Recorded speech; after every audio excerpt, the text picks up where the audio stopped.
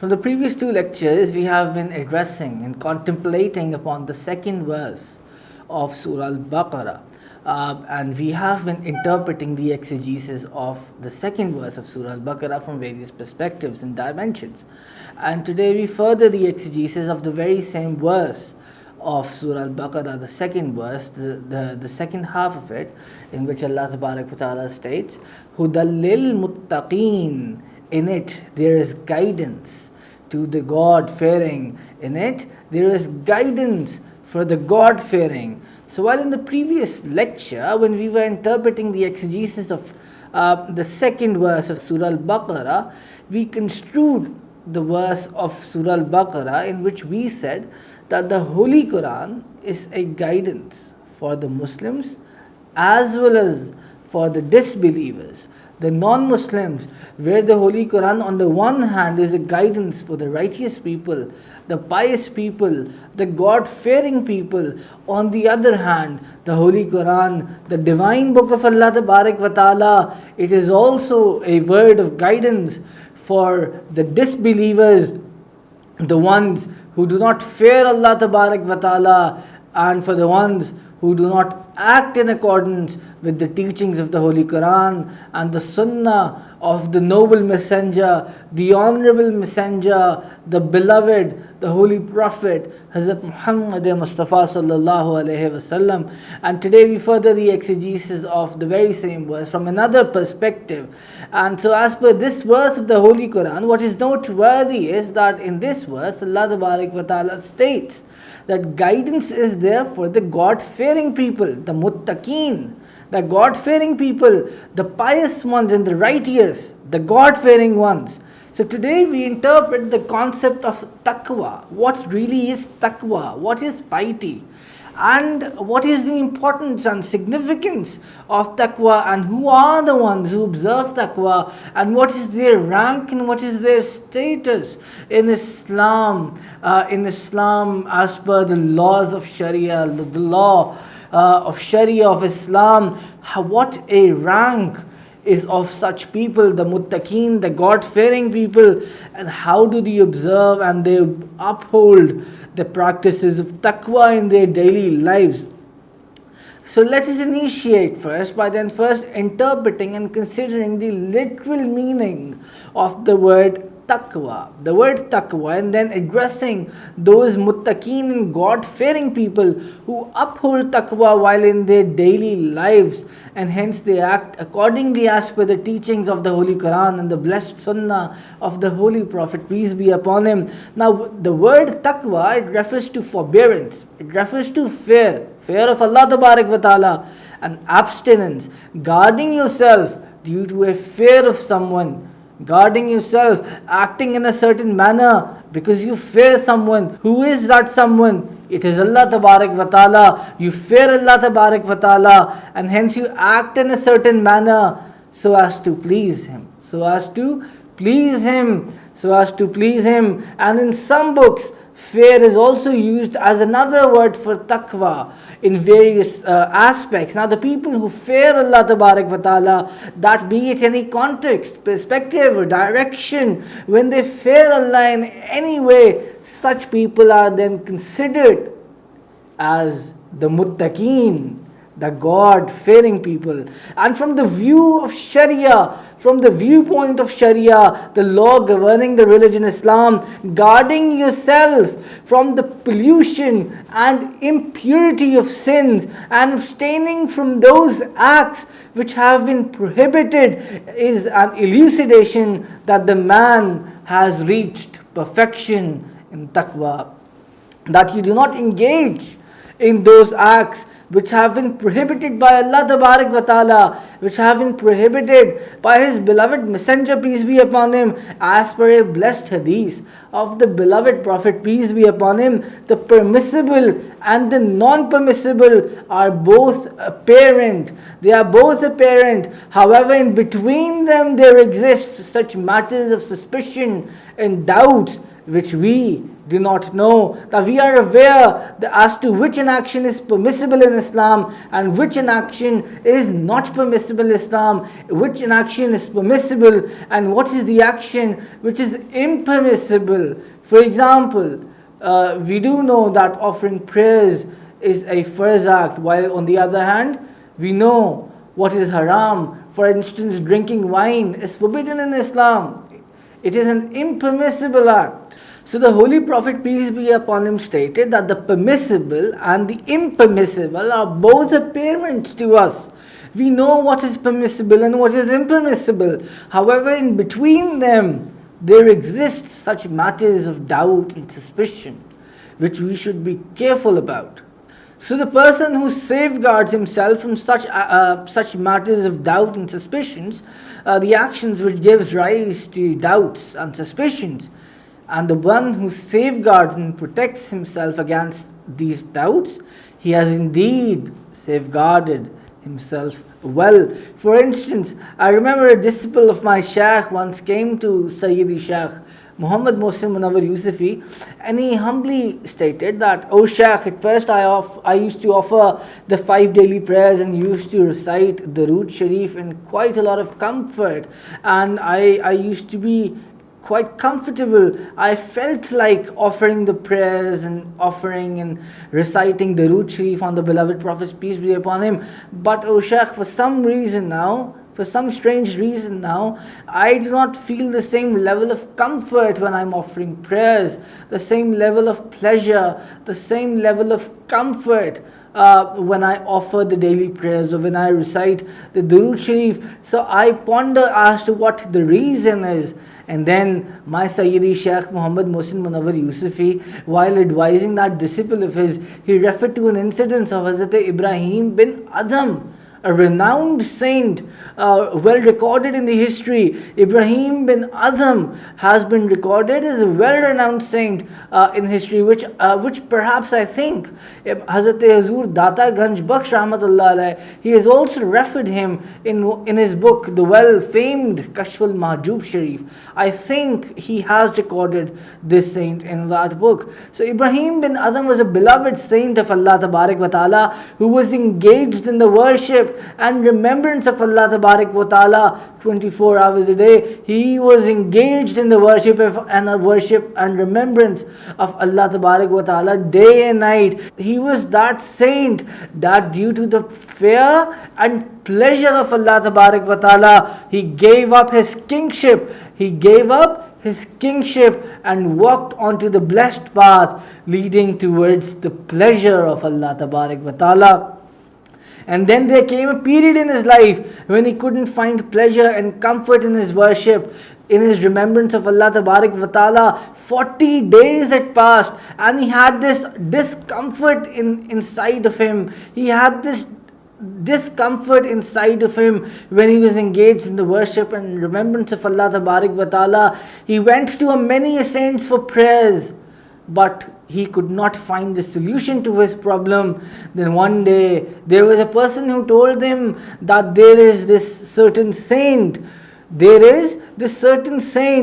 visits the Baitul Muqaddas, Masjid al-Aqsa at night at the time of Tahajjud. You go visit him at once and narrate the entire account to him, as he may be of help to you. Tell him about your condition, that from the past 40 days you don't have the same level of pleasure or comfort when you are worshipping and engaged in the remembrance of Allah Tabarak wa Ta'ala.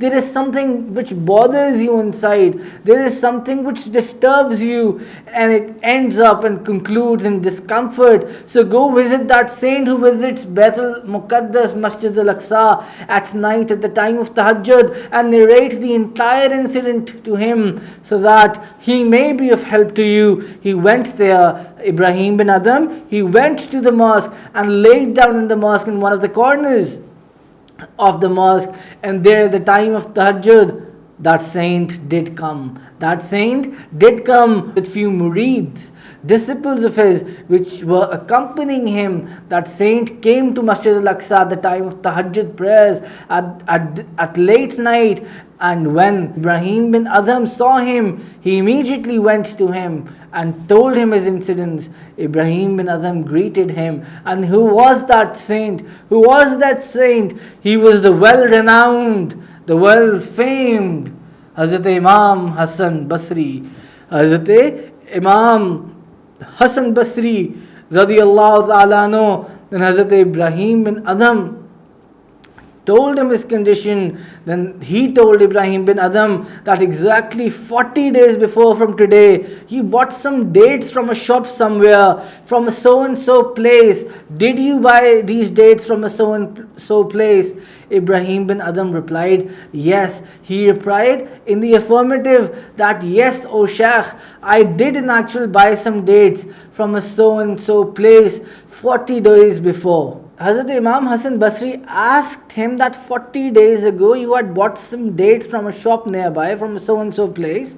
Did you? And Ibrahim bin Adham replied in the affirmative, saying that yes, I did in actual buy some dates around that time, some 40 days ago. I did in actual buy these dates from some shop. So then Hazrat Imam Hassan Basri replied, so when you were buying those dates, from that shopkeeper, some of those dates fell off from your bag into the shopkeeper's market, the place where all the other dates were being kept. As a result, you picked a date that was not yours. You picked a date which you had not paid for.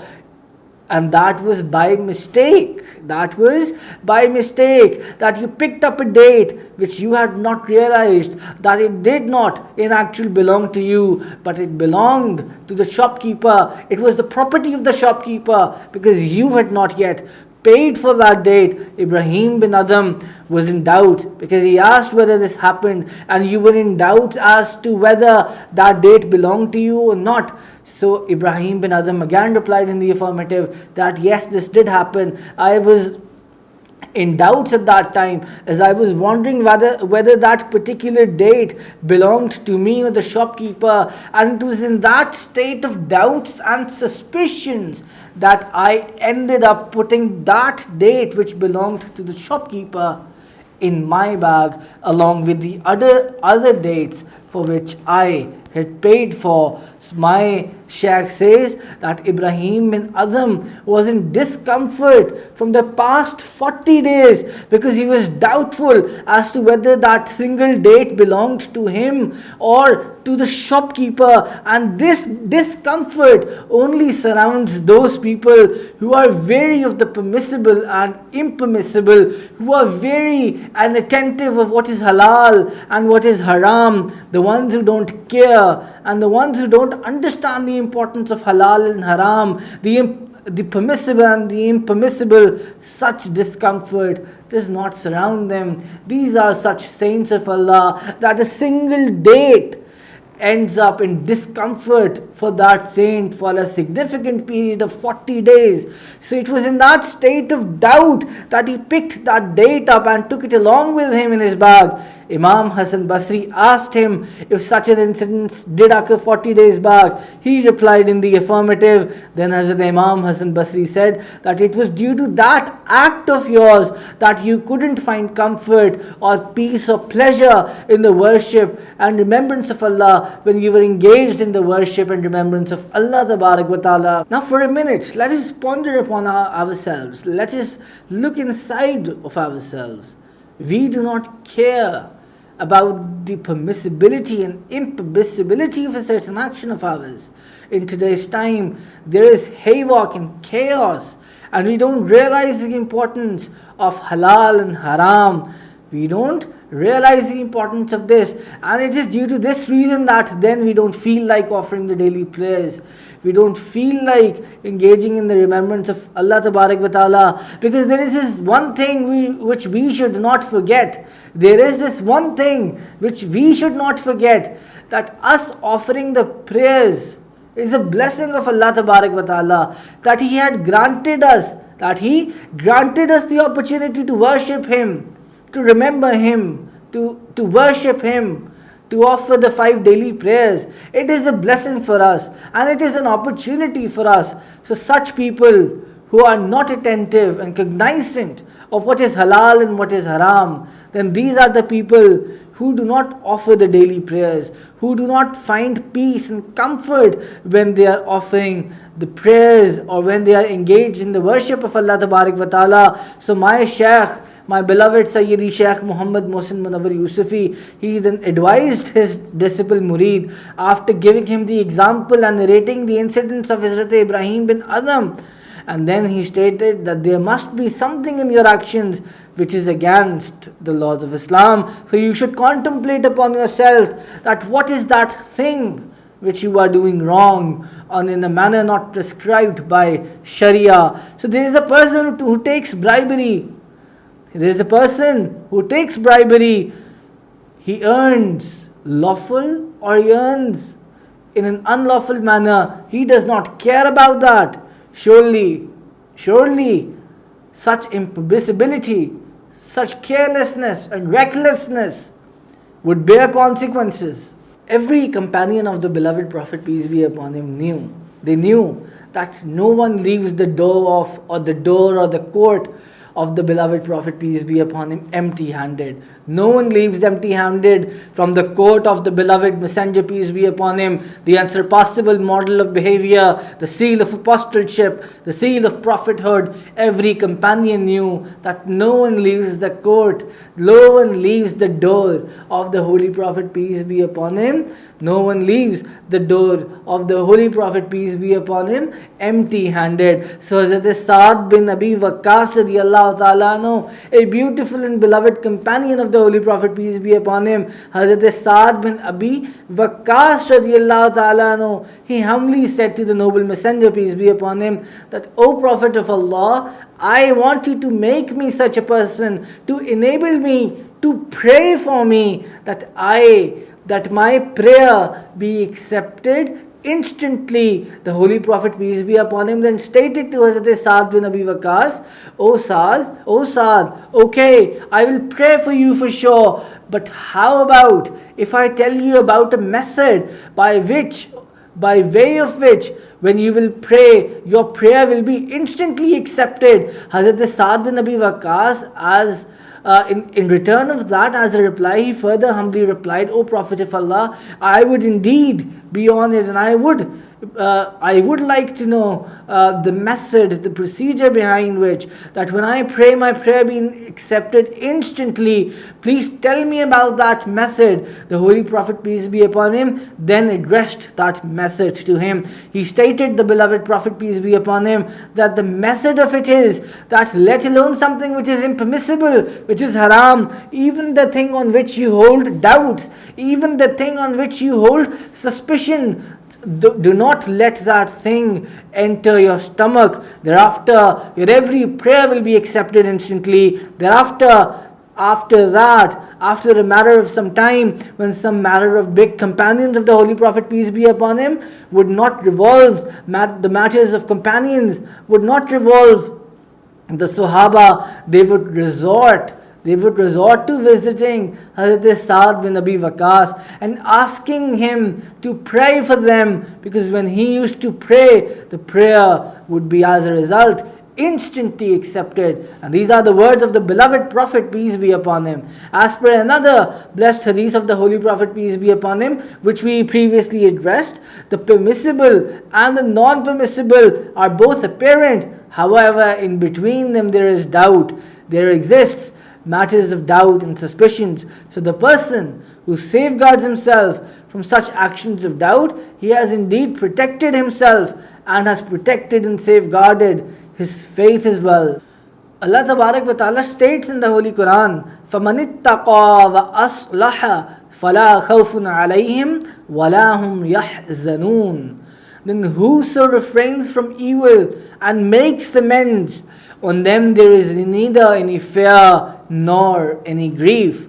Then at another instance, Allah Tabarak wa Ta'ala states in the Holy Quran, وَسِيقَ الَّذِينَ اتَّقَوْا رَبَّهُمْ إِلَى الْجَنَّةِ زُمَرًا And those who feared their Lord, their carriages shall be escorted to heaven in troops. And then there is another verse in which Allah Tabarak wa Ta'ala states, Ala inna awliya Allahi la khawfun alayhim wa la hum yahzanun. Listen carefully. No doubt, there is no fear nor any grief upon the friends of Allah, the awliya Allah. So this is Allah Tabarak wa Ta'ala stating in this blessed verse of the Holy Quran that those people who are the friends of Allah Tabarak wa Ta'ala, those people who are beloved to Allah Tabarak wa Ta'ala, the awliya Allah, who commit good deeds, who abstain and refrain from the commission of bad and evil deeds,